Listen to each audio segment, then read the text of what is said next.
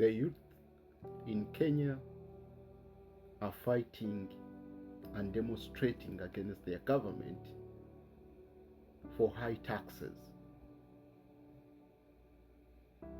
They are putting their president on a standstill in order to do what them who voted him into power, what they want him to do. In neighboring Uganda,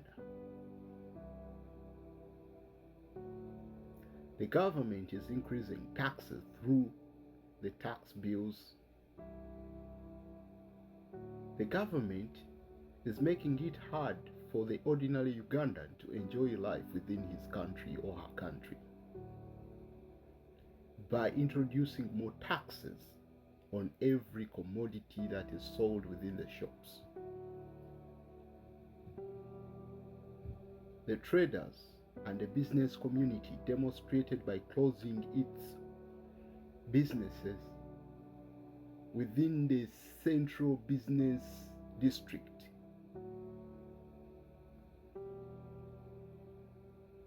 They met the president. Instead of finding solutions, he started his regular lectures of telling them how he came into power. The Uganda Revenue Authority had small collections of revenue, but now it has widened. But how has it widened? It has widened its collection of revenue through increasing taxes on the ordinary Ugandan. In Kenya, the president refused to assent to the bill that was turned into an act, to assent to a bill that was supposed to be turned into an act, the 2024 finance bill that the youth in Kenya rejected. In Uganda, the youth are fighting to sit on the table where people grab taxpayers' money.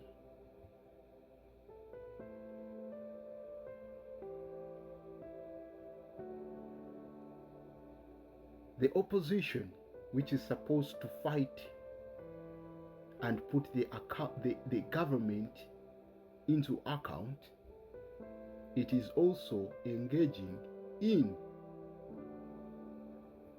grabbing taxpayers' money through a beautiful word called gratuity.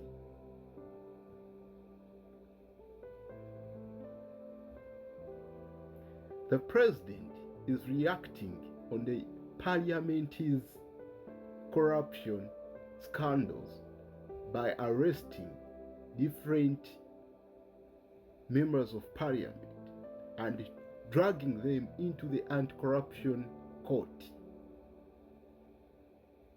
But then, who is the master of corruption in Uganda? That is a question we always have to ask and answer. Yes, I've asked who is the master of corruption in Uganda? And the answer is Mr. Yoweri Kaguta Museveni, the President of the Republic of Uganda. I call him the President, but in fact is the de facto President of the Republic of Uganda. He became President, a de facto President, in 1986. He ruled Uganda for 10 years without elections. In 1995, a constitution was made by the Constitutional Assembly.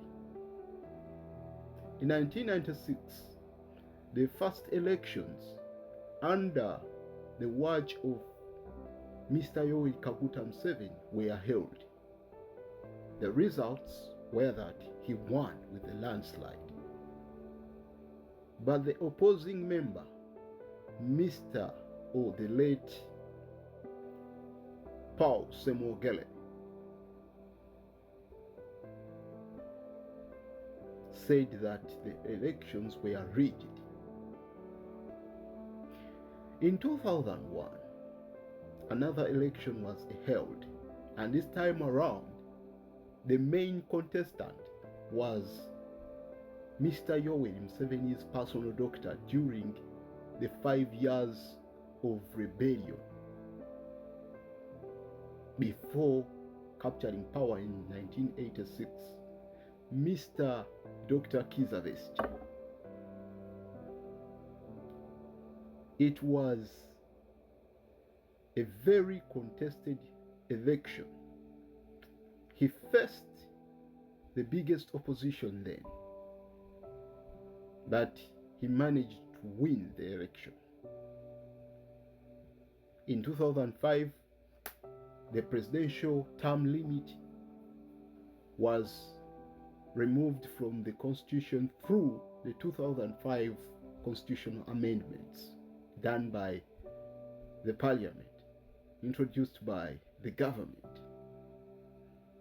This gave Mr. Yoweri Kaguta Museveni another chance to stand as the president of Uganda.